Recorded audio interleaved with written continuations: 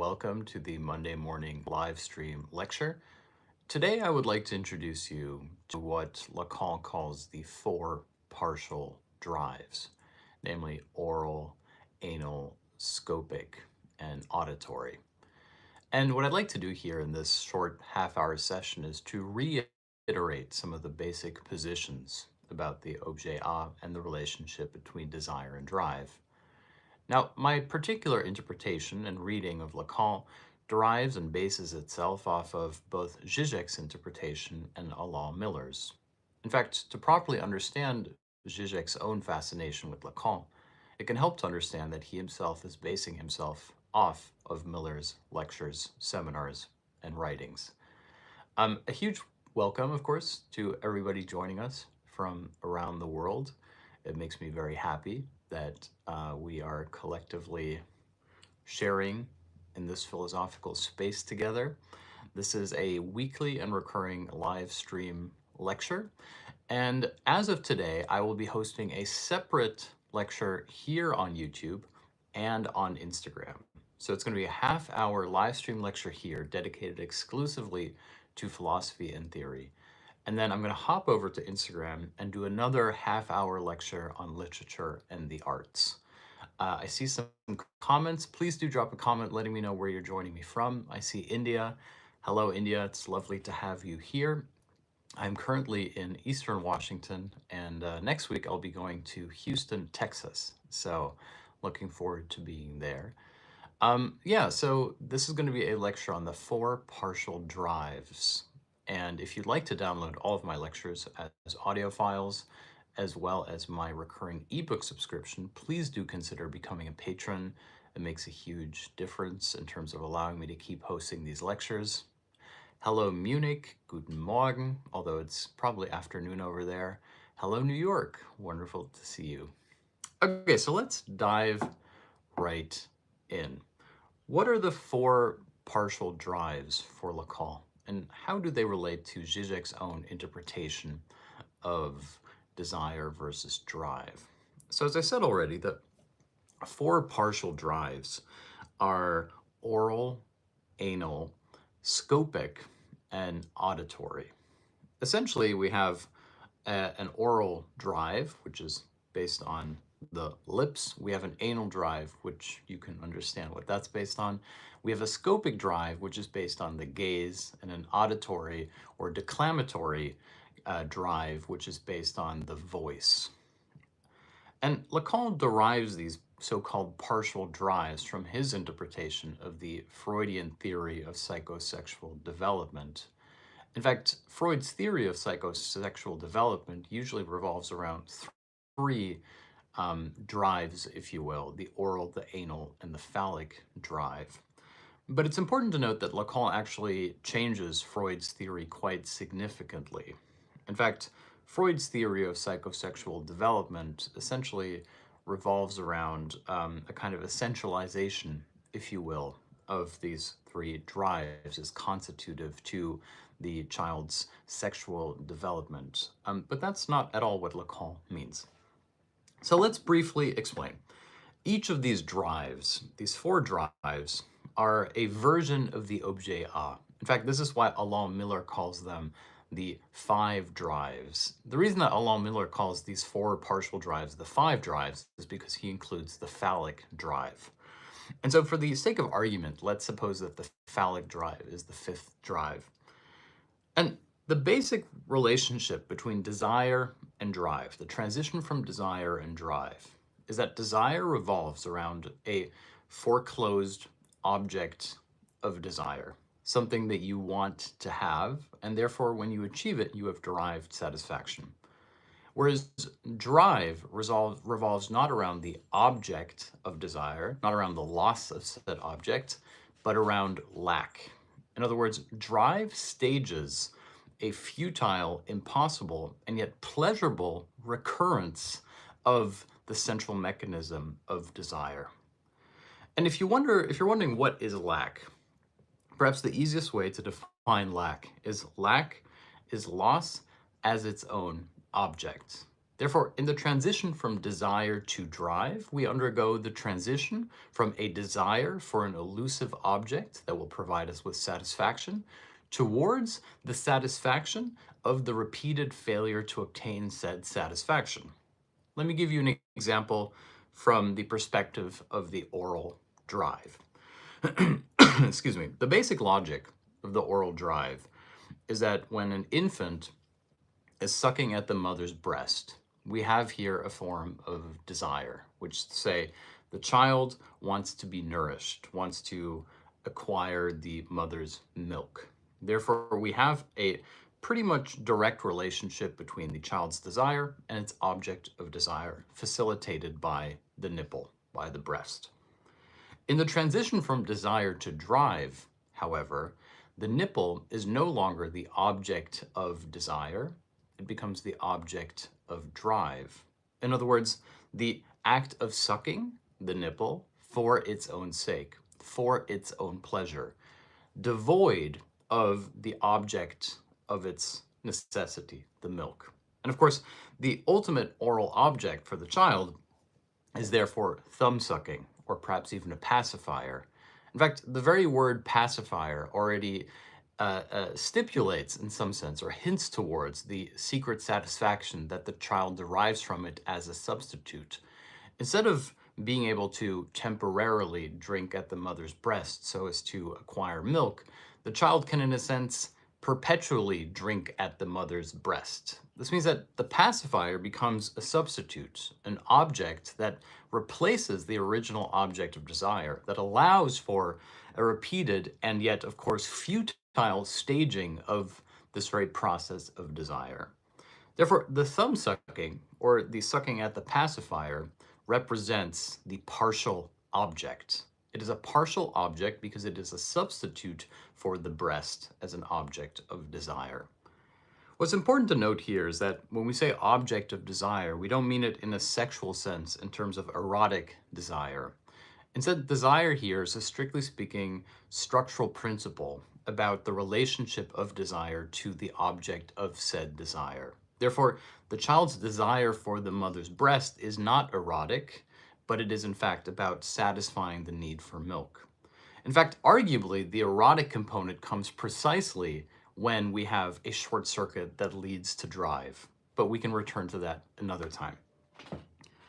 Of course, the oral drive doesn't just work on the level of the infant. In fact, part of Lacan's argument is to generalize or universalize the oral drive into a principle as such. For example, what is the cigarette, if not the perfect embodiment of the oral drive, a kind of pacifier for adults? In fact, you don't even need a cigarette. If you're someone like myself, a pencil will suffice. Or people who pour themselves 100 cups of coffee. Sometimes they don't even finish their coffee. They pour coffee in their mug and they leave it around somewhere in the house, in the same way that someone lights up a cigarette without actually finishing the cigarette. The point, therefore, is that it is not supposed to be finished. It's a never-ending process. The cup of coffee is forever replenished. The cigarette is always tossed away and a new one is lit up. And so here we have the partial drive, the objet A, if you will, of the oral drive. On that note, let us progress towards the anal drive. So, from within Freud's theory of psychosexual development, the anal drive is when the child starts having what you might call an intense relationship to its own excrement, to its own feces. That the child essentially realizes that its feces are something which is both wasteful and dirty, taboo, but at the same time precious and encouraged. In fact, many parents who potty train their children will ask the child to present them with their potty and express amazement. Oh my gosh, you're so amazing. You just produced this excrement in this little pot. Therefore, from a Freudian perspective, which again, let me emphasize is not the Lacanian one, from a Freudian perspective, the relationship that the child has towards excrement becomes stuck. It is both that which is extraneous and yet internal to the child, which therefore already represents a traumatic object of sorts, And it is the object which is both the object of reward and the object of taboo. It is both the highest and the lowest, the sacred and the profane. At this point, my dog Molly is coming into the room. Hello, Molly. We're so happy to see you. How about you settle into your little bed there? Come on here. Come on, sweetie. Molly takes an interest in philosophy and psychoanalysis. She sleeps in the home library, so some of it may have been absorbed. All right, Molly, time for your bed. Good girl. Such a good girl. All right, so in the anal drive, for the Lacanian conception of the Freudian anal drive, we essentially have this relationship towards waste, or the excremental object, which manifests in a desire for control. Which is to say, if the child's experience of waste is that waste cannot be properly categorized, i.e., it is both sacred and profane, both precious and taboo, this means that it has to be given order. And here we have, and this is already indicated in Freud, essentially what he calls the anal personality type. He becomes anal retentive. In fact, you've probably, in your own life, on a popular level, heard people who are a little bit OCD referred to as being anal. And this is actually like, it has a Freudian origin. Essentially, it's a emphasis on tidiness and orderliness, and everything has to be its right place. The pencils are all lined up perfectly, etc., like a form of OCD, to apply clinical language. The point, however, for Freud, and which Lacan then radicalizes, is that this is about the subject's impossibility of relating properly to external objects. I.e., external objects are experienced as deeply internal and vice versa. This manifests in a kind of impossibility of relegating objects to their proper place. This improper nature of objects is therefore a kind of stain upon the subject, which has to be relegated or dealt with. Once again, this essentially revolves around a futile project, an impossibility. No matter how often you arrange things or tidy them up, they're never going to be exactly perfect. In fact, the anal the anal gesture par excellence is to tweak something over and over again, just a little bit to the right, just a little bit to the left. There's never a point at which it's exactly right. Therefore, the anal partial drive is once again the transition from desire towards drive, the loss as its own object, the impossibility of placing the object in its proper circumstance. Now we've had the oral drive and the anal drive, and we can proceed towards the scopic drive. And for Lacan, the scopic drive essentially revolves around the eye, or the gaze. And to simplify it somewhat, Lacan's theory of the gaze as a partial drive essentially argues that objects appear to be looking at us. Which is to say, Lacan essentially situates the gaze not in the subject, but in objects which appear to us as subjects. Objects which appear to return our gaze. To give you an example here, let's say that you are, and this is a simplified example, of course. Let's say that you are on a date and you take your partner home and you're living in your parents' house and you start making out, but then you realize that there's a picture of your grandparents on the wall or a picture of your parents on the wall. And you feel uncomfortable because you feel like this picture is looking at you, like one of those Scooby-Doo episodes or like a haunted house where the eyes of the picture are trailing you. Here we have the beginning of what Lacan means by the scopic gaze. It's the imaginary gaze of the other, the idea that the picture is watching you and therefore creates a sense of discomfort within yourself. In fact, the stance of the pervert is, of course, precisely to perform for this disembodied gaze, to enjoy it thus the more because you feel like the picture is watching you. However, this doesn't just have to be a picture of people looking at you. This is a too simple example.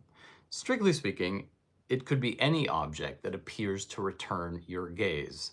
It could be, for example, let's say that the husband is cheating on his wife, and in his pocket he has a separate pair of keys that he uses to enter into his mistress's apartment. This object, these keys, appear to return his gaze, like, you know that you are cheating on your wife, etc. You could say from a religious perspective that the cross is, of course, the ultimate object which appears to return the gaze, appears to return the gaze of God as such. In fact, arguably, within non-Western traditions, we see here, of course, the image of the evil eye as embodying this very partial drive. Ironically, the evil eye is always supposed to ward off the very evil, which it also, in that sense, represents. So it releases us from the sense of being seen by, in a sense, returning the gaze back upon itself. And for Lacan, therefore, the excuse me, the scopic drive relates to the gaze, not the gaze of seeing, but the gaze of being seen. Specifically, the imaginary feeling of being seen by an object that appears to tell us something. Not to reiterate, but there's a beautiful example of this in Love Lies Bleeding, which I covered in another video, where Kristen Stewart is trying to quit smoking. And at a certain point, she's confronted with a dead body. And the dead body is someone who she hated. And he has a pack of cigarettes on his corpse. And we have a close-up of the cigarettes, as if the cigarettes were speaking to her. Not just saying, you want us, but you also wanted the death of this man. Here we have the scopic gaze, the object which appears to return the gaze of the subject, therefore revealing a kind of truth to the subject about themselves. Once again, it is a partial drive because the drive orients itself around something which cannot be properly satisfied or fulfilled. We cannot look the object in the eye. We cannot return its gaze. We are simply subject to its gaze. Therefore, we revolve around it. Now, the final partial drive for Lacan is the declamatory, or as I like to call it, like auditory drive, which is to say it is the voice. And even though this is a simplification, on a very basic level, you've probably already experienced this in your own life, which is that when you hear your own voice as a recording, you essentially experience yourself as an other. Like, it can be really uncomfortable for a lot of people to hear themselves speak. It's like, it doesn't sound like your voice. It sounds like another version of you, a copy of you, as it were.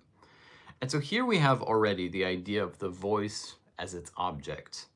But again, for Lacan, the voice has to be considered even more disembodied, which is to say that for Lacan, the declamatory voice is a disembodied voice, like an object that appears to return our voice.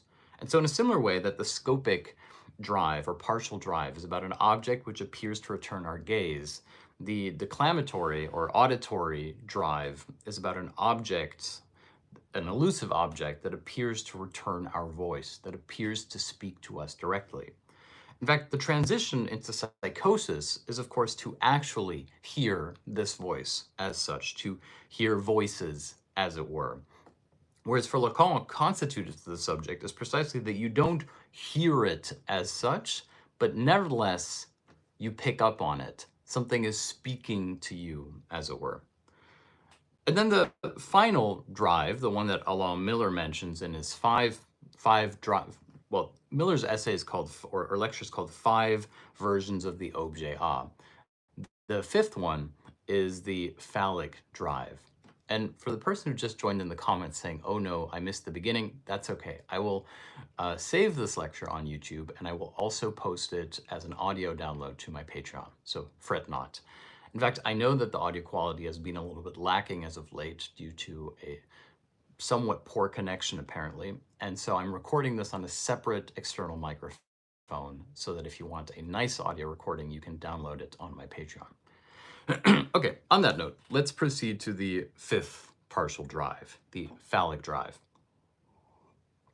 Zizek actually likes to talk about the phallic drive quite a lot in terms of the phallic drive represents a kind of fundamental anxiety apropos the phallus. And the example that Zizek uses is from Augustine, where he essentially talks about the problem of the penis, which is to say, basically, It works like this. When you want it to work, it doesn't work. And when you don't want it to work, it works. I.e., the Augustinian anxiety is that the penis appears to have a mind of its own, that the body or the will, sorry, that the will cannot fully control the body, that it is something which represents an urge that goes beyond the human will.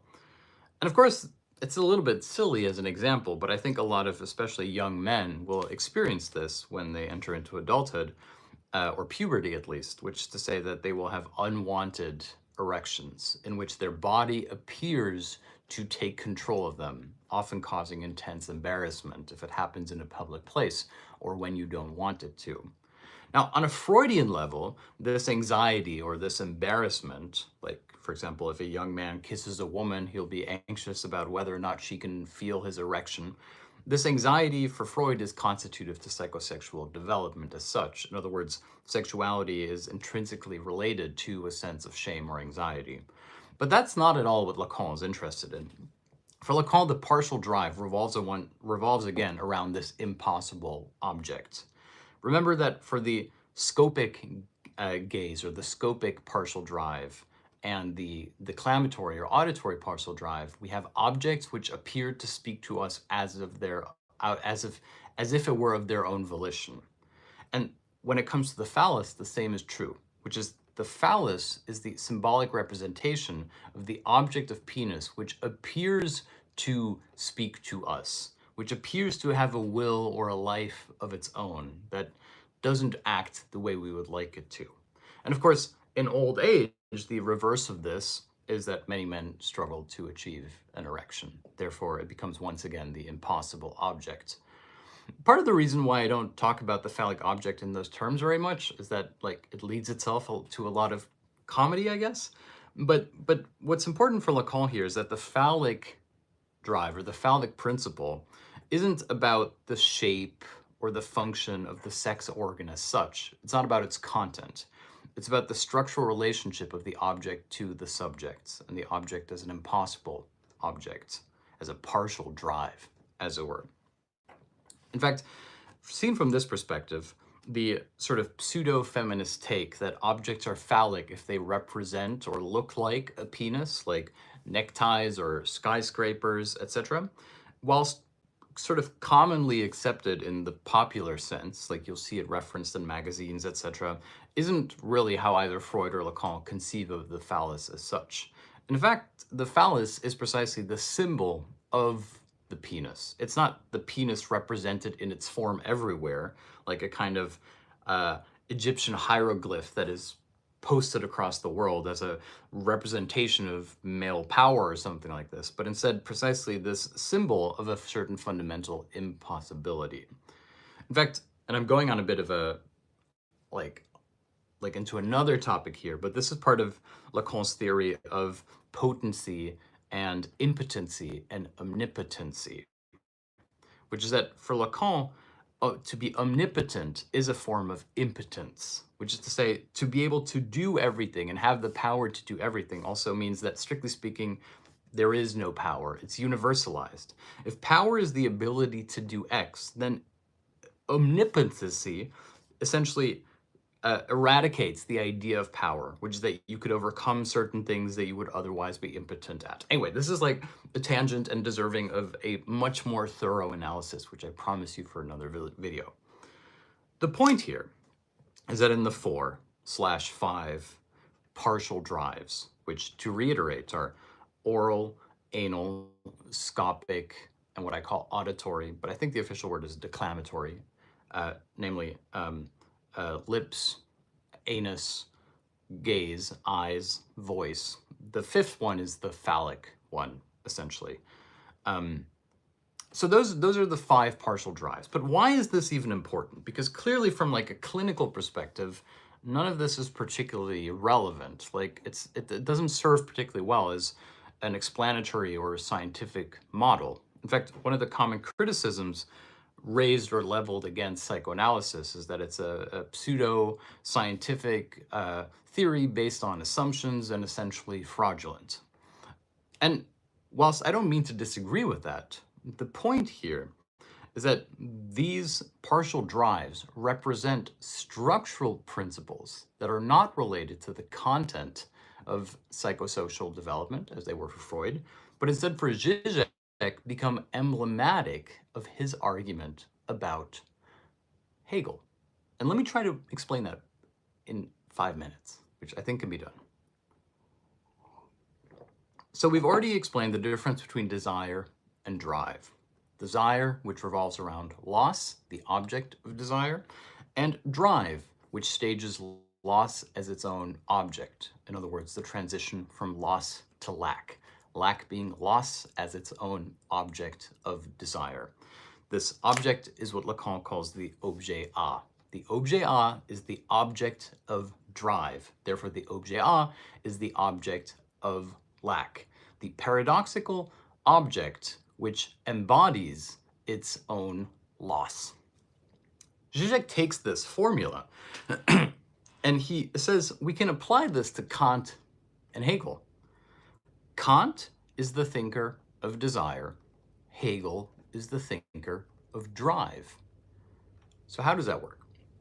On a transcendental level, Kant's metaphysical wager is that the things in themselves cannot be achieved. They exist on the horizon or according to the logic of desire. They are the elusive X which we desire or require to be complete, to derive satisfaction.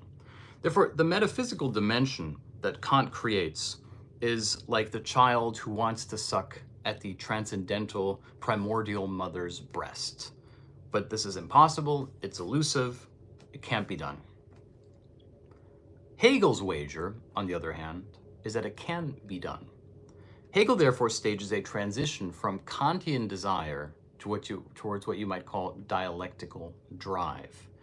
Hegel's metaphysical system, for Zizek in his interpretation, functions according to the logic of drive, loss as its own object, namely, loss of the a priori transcendental substance as its own object of subjective positing, namely, an eternally recurrent yet futile yet pleasurable yet satisfying pursuit of the impossible ideal. Lacan's maxim, the only universal is difference, is what Zizek here applies to Hegel as essentially the only transcendental is subjective difference. In other words, the gap between substance and subject, between the transcendental ideal and subjective positing, is transposed back into the subject himself. And the same logic for Zizek can be seen in the transition from desire to drive. Desire is a gap between the subject and the object of desire. This gap is transposed back into the subject as such by the transition from desire to drive. In the same way that the child who wants to suck at the breast can be given a pacifier which therefore essentially recurs this process, for Hegel, the transition from the Kantian thing in itself to the Hegelian dialectic is the transition from sucking at the breast of the metaphysical ideal towards the dialectical eternal recurrence of the impossibility of said ideal. As I've said before, we could imagine Hegel with a fidget spinner, or perhaps Kant with a pacifier. Hegel therefore pacifies Kant. He stages the trend. Download the Google Home app on a phone or tablet. I think that was the Google Home Assistant coming out of the void. Apologies for that. Hegel therefore, at least in Zizek's reading, mirrors on a metaphysical level the transition from desire to drive. Or to put that more simply, Zizek's own wager is that we can use the Lacanian theory of partial drives, the transition from desire to drive, as a way to understand and reconsider Hegel. This is why Zizek refers to himself as a death drive Marxist. He takes the logic of the death drive, loss as its own object, applies it to a Hegelian reconceptualization, and from this then derives an alternate theory of Marxism.